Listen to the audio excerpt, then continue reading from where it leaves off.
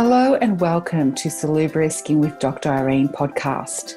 This podcast is all about how to attain healthier skin.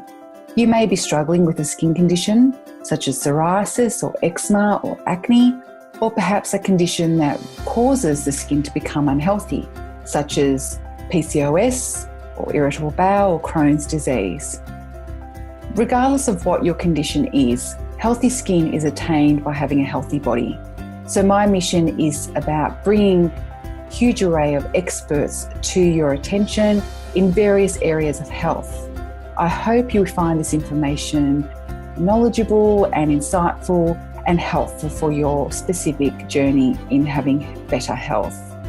Remember to always connect with us through Facebook at Dr. Irene Prantelos, Psoriasis and Healthy Skin.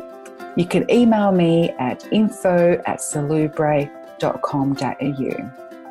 I hope you enjoy the show, and please feel free to give us any sort of insight into what you feel you need to hear in future episodes. Hello and welcome to Salubrious Skin with Dr. Irene. Now today I'm going to do a topic that I get many inquiries about, and I thought what better way to get information out to the masses as we like to do, and through a podcast show. So today's all about tips to manage eczema for babies and toddlers. Now, eczema is very common in children, especially babies, and that is all due to the altered state of immune system that a woman has when she's pregnant. So when mum is pregnant, T helper 2 cells, so lymphocytes that are called T helper 2 cells, become dominant. And the reason for this is so that the body of the mum doesn't get rid of the baby, because the baby is of foreign genetic material, and so that in order for the body not to reject the baby as being foreign, this altered state of immunity has to occur. So what happens in these circumstances with T helper 2 cell dominance is diseases such as sinusitis, eczema, hay fever, asthma, lupus. They're the predominant diseases that can occur from this T helper 2 dominance. So that's why a lot of mums, when they're pregnant, they'll get a bit of eczema, or they get sinusitis, hay fever. That's a common ailment I see in clinic. And this altered immunity is then relayed onto the child. Now, what happens over a period of time in the very early part of a child's life is this does alter. But in some children, it doesn't. And so that's where eczema develops. So today I thought to share a few dietary tips and other little things that mums can do if they're breastfeeding, clothing and all that sort of stuff, in order to help heal a child's skin condition. Because I see this a lot, and often, when we turn to see a GP and we use cortisone, baby skin is so delicate, it's so thin as it is, and using cortisone on such delicate skin is quite it's quite damaging, and so we don't want to be able to do that to a small child. So if a mum is breastfeeding, I always encourage her to have an anti-inflammatory diet. So that means loads of green leafy vegetables, no sugar, no dairy, no wheat, no gluten, no yeast. And did I say sugar? No sugar as well. They're quite inflammatory. Red meat can be quite inflammatory, but a bit of lamb here and there is fine. Obviously eating turkey and chicken and fish is fine as well. I have actually released an episode centered around nutrition for eczema specifically, and that might be helpful for you to watch and see specifically what you can eat, what you can't eat. But overall, an anti-inflammatory diet when a mum is breastfeeding. Also probiotics. Now, to reduce the chance of a child developing eczema, it is really beneficial. They've researched it and found if a mum takes specific probiotics, and they're the ones I recommend, Bioceuticals, that are often available in pharmacies is a pregnancy and breastfeeding probiotic, and that's actually been scientifically proven to reduce eczema. It's actually been scientifically proven to reduce colic and reflux in babies as well. So that's a good one to get onto if you haven't. And for mums, for future pregnancies, that's a good one to be on as well. But yeah, no inflammatory foods, and anti-inflammatory foods are really centered around green leafy vegetables and avoiding things that are spicy hot and all that sort of stuff. Avoiding caffeine as well is a good thing, because all that can be quite irritating to a bub, especially that someone who has sensitive skin. Now, if a child is eating solids, then you definitely want to avoid sugars, dairy, and gluten and all that sort of thing as well. So when it comes to milk, I would recommend almond milk. Be sure to get a really good quality almond milk. I know there's one that for a litre it's $10, but it's actually really good. Sometimes they add carrageenan and sugars in it, so to thicken it and to make it sweeter, and that's not ideal in these sort of circumstances. So I would encourage almond milk. If you do want to make it sweeter, if you think your child does like something a little bit sweeter, you could put a little bit of rice milk. Rice milk is very naturally sweet, as long as you get one that has no rice malt or no fruit extracts or anything like that. You want to make sure it actually is just rice milk, and then some oil they put in and water as well. Now, eating lots of fish, oily fish, is very good for kids with eczema. Keeping to a low GI diet, so eating things like buckwheat and millet is fine. But again, if you're eating a product made from that, so like a bread, be mindful of what added ingredients are in there. It's sometimes easier just to keep things very fresh and non-processed, because then you know what your child's eating.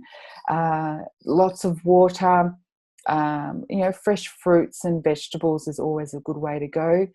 And I think sometimes parents can feel bad for their child not eating various foods.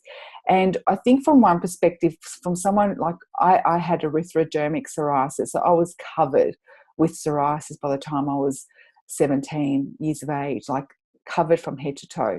And the reality is that the pain of the disease is so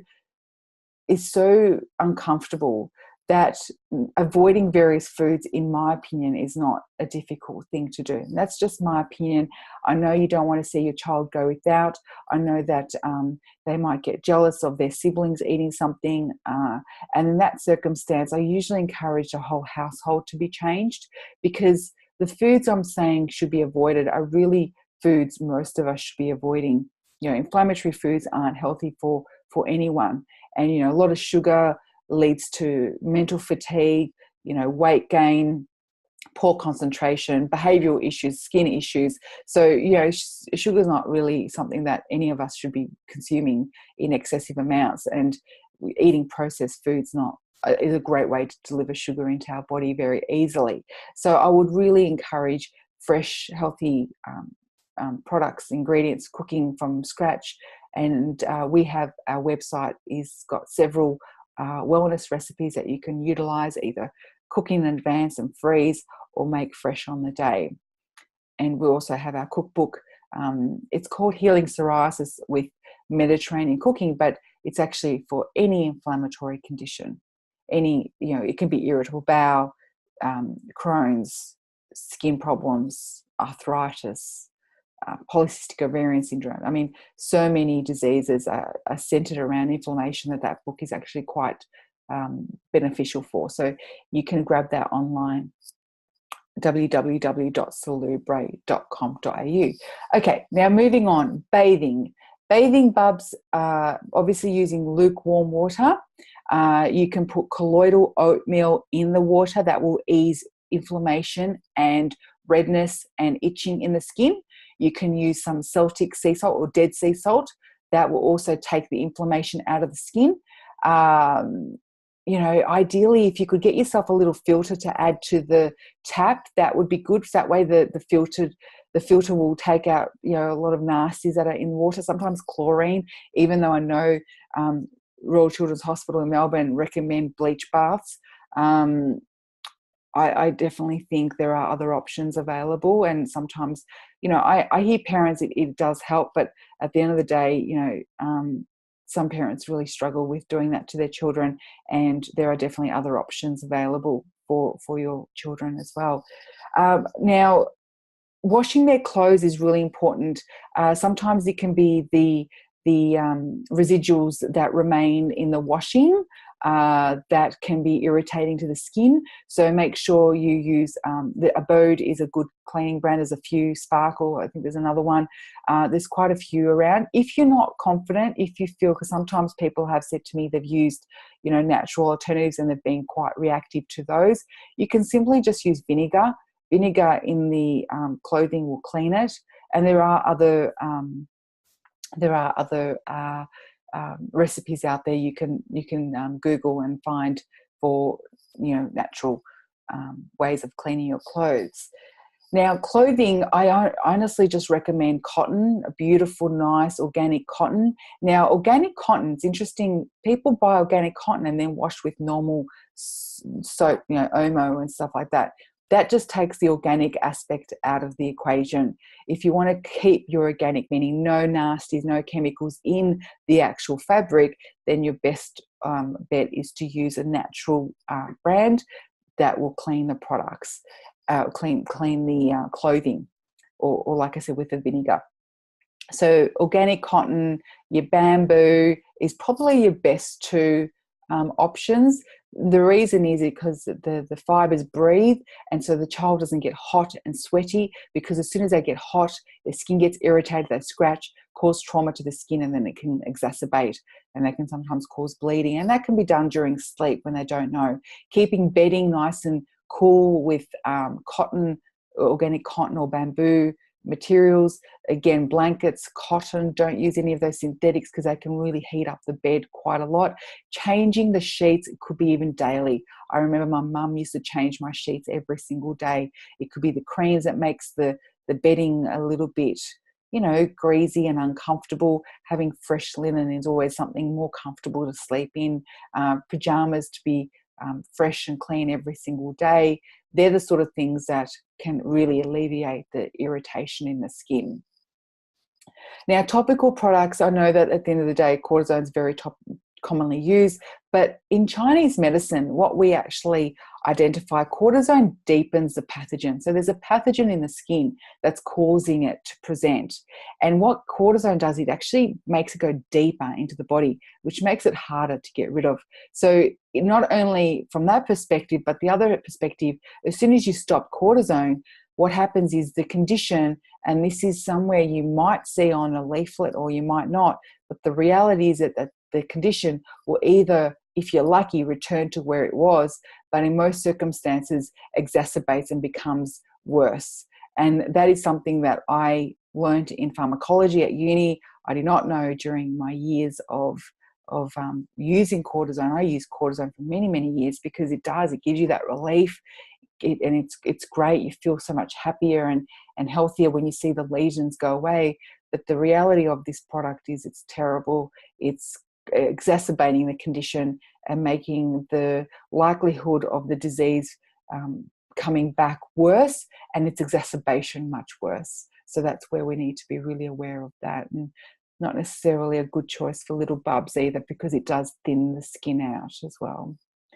Okay, so treatments, I'm someone who, like I said, I've had psoriasis since I was 11. So I was first diagnosed when I was 11. So I've tried everything. What have I tried? I've done the Western medicine route, done the UV treatment, the cortisone cream, the tar baths, the paraffin cream, the methotrexate, and, I did all the natural stuff. I did naturopaths, iridology, homeopathy, kinesiology, vitamin C, intravenous drips, desensitization, allergy testing, all these sorts of things. And the reality is that the objective of treating this sort of disease is taking out the inflammation and preventing inflammation from entering the skin.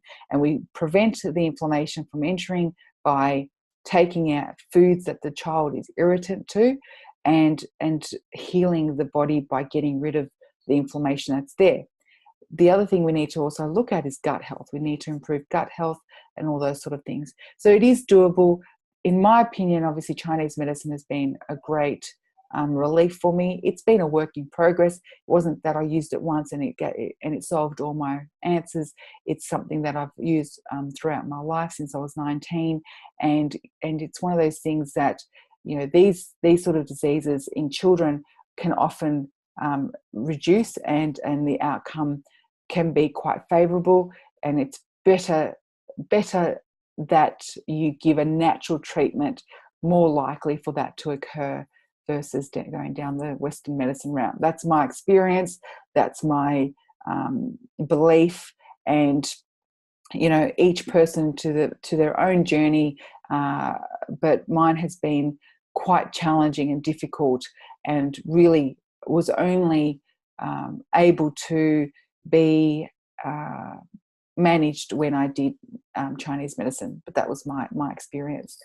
Now, as far as topical creams, there's loads of topical creams. We have the Revitalizing Scalp and Body Cream that is formulated for people that have eczema and psoriasis and can be used on children.